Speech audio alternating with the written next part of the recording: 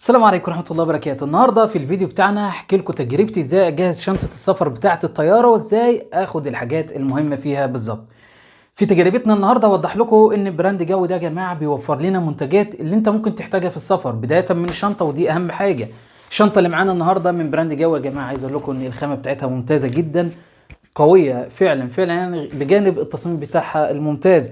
فيها سوستين، واحدة كبيرة وهنا فيها جيب خاص باللابتوب، وفيها هنا السوستة دي مخفية برضو علشان الأمان، وهنا فيها توسعات. وأهم حاجة عندنا طبعا هنا وهو موضوع البطانة دي عشان تكون مريحة سواء في الدراعات أو من الخلف كده. طب ايه المميز في الشنطه دي يا جماعه غير الخامات والماتيريال بتاعتها؟ هنا طبعا فيها يو اس بي اي علشان تقدر تحط الباور بانك بتاعك من جوه وتشحن الموبايل بتاعك من بره بدون اي مشاكل. طب دي مش حاجه جديده، الجديد هنا برضو هو منفذ التايب سي، يعني كده تقدر تحط الموبايل الباور بانك بتاعك جوه الشنطه وتشحن الموبايل بتاعك سواء من المنفذ اليو اس بي اي او التايب سي. معنى كده ان الشنطه ديت يا جماعه فيها كابلين من جوه، ودي حاجه جديده. هنا كابل يو اس بي اي، وهنا هيظهر معانا الكابل اللي هو التايب سي. ده كده الشنطه اتكلمنا عنها، نتكلم عن باقي الحاجات اللي احنا ممكن نحطها. اول حاجه احنا بنحتاجها في السفر غالبا وهي سماعات البلوتوث. هنا معانا سماعه بلوتوث شكلها شيك جدا، وانا متاكد اي حد هيشوفها انت لابسها كده يسالك يقول لك ايه السماعه دي من شركه ايه بالظبط. نوسعها كده الاول ونستخدمها معانا بدون اي مشاكل. طيب انا لو عايز اشيلها في الشنطه ممكن اخاف عليها ان هي تتكسر او يحصل لها اي حاجه، كل اللي انا هعمله هشيله في الكفر بتاعها كده يا جماعه. بيجي معاها كفر شكله محترم جدا يا جماعه، بيحافظ لك على السماعه فعلا. نقفلها كده ونشيلها في الشنطه. طيب تاني حاجه بنحتاجها في اي سفريه هو الباور بانك والشاحن الجداري. طب هشيل انا الحاجتين دول؟ لا، شركه جو هنا صممت لنا منتج حلو جدا كنت اتكلمت عليه قبل كده، هو الباور بانك مبالا ده. فيه مميزات حلوه جدا. اولا هو شاحن جداري وانت بتسافر اكتر من دوله، فيه ثنائي وفيه ثلاثي بالنسبه للفيشه. هنا شركه جوي عملت لنا حاجه حلوه جدا، تقدر تختار بين الفيشه الثلاثيه او الفيشه الثنائيه وتركبها هنا كده بسهوله في الباور بانك، وكده معاك شاحن جداري وباور بانك. وفي نفس الوقت الباور بانك ده يا جماعه بسعه 8000 ملي امبير، في خاصيه شحن اللاسلكي باور ديليفري وكالكوم 3 شحن سريع، وفي هنا شاشه ديجيتال. بصراحه مفيش غنى عنه، لازم نحطه في الشنطه معانا هنا. طيب تاني حاجه احنا بنسافر وفي مسافات بتكون طويله شويه، بنحتاج ان احنا ناخد معانا حاجه سخنه او ميه ساقعه، سواء مثلا شاي او كوفي. الحاجات دي كلها لازم يكون معاها مطاره او حافظه الحراره محترمه زي دي كده، تحفظ لك درجه الحراره فيها لحد 12 ساعه. المميز فيها برضه يا جماعه الكسر اللي احنا كنا بنتكلمنا عليه.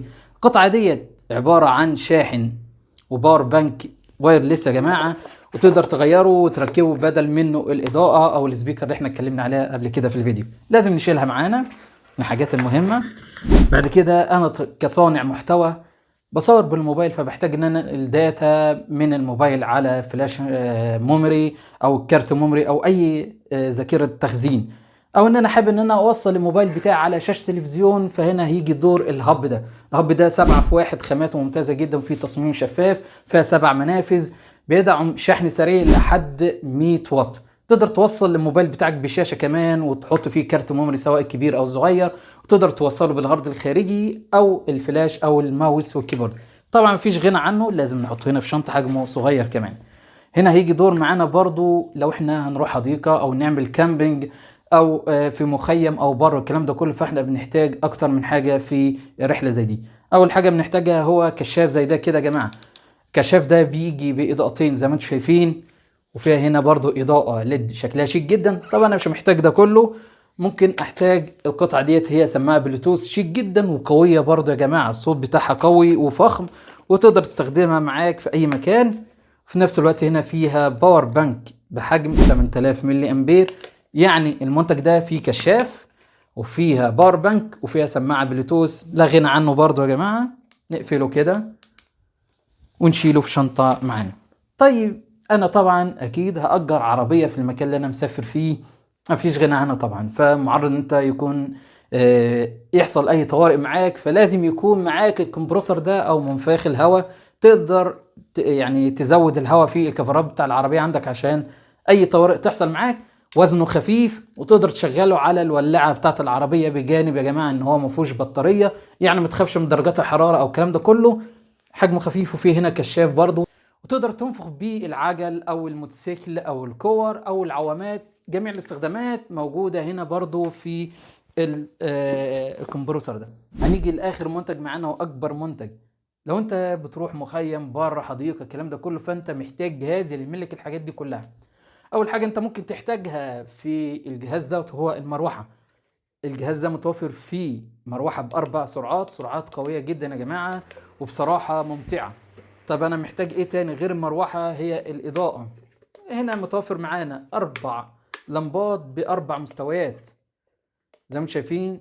الاضاءه بتاعتها قويه جدا بصراحه، هتغنيك ان انت تستخدم اي اضاءه تاني. اضاءه قويه جامده جدا. ايه تاني غير الاضاءه؟ هو موضوع الباور بانك. فيها باور بانك بحجم 8000 ملي امبير، تقدر تشحن بيه الموبايل بتاعك بسهوله. بجانب ده كله يا جماعه، انت تقدر تعلقه هنا من خلال الهوك ده في المخيم او في الخيمه او في اي مكان انت فيه بدون اي مشاكل. دي اهم المنتجات اللي لا غنى عنها. طبعا الحاجات دي كلها يا جماعه تقدر تجيبها من براند جوي، ومفيش غنى عنها. كده احنا جاهزين وجهزنا الشنطه. زي ما انتم شايفين الشنطه استوعبت كل الحاجات ديت، وفيها مكان تشيل حاجات تاني كتير بصراحة، وتقدر توسعها وتضيقها زي ما انت عايز. وكده احنا جاهزين ان احنا نتوكل على الله. اتمنى يكون التجربة عجبتكم، وانتظرونا في فيديوهات جاية ان شاء الله. هنشرح لكم كل منتج منفصل من المنتجات ديت في فيديو لوحده. اتمنى يكون الفيديو عجبكم، والسلام عليكم ورحمة الله وبركاته.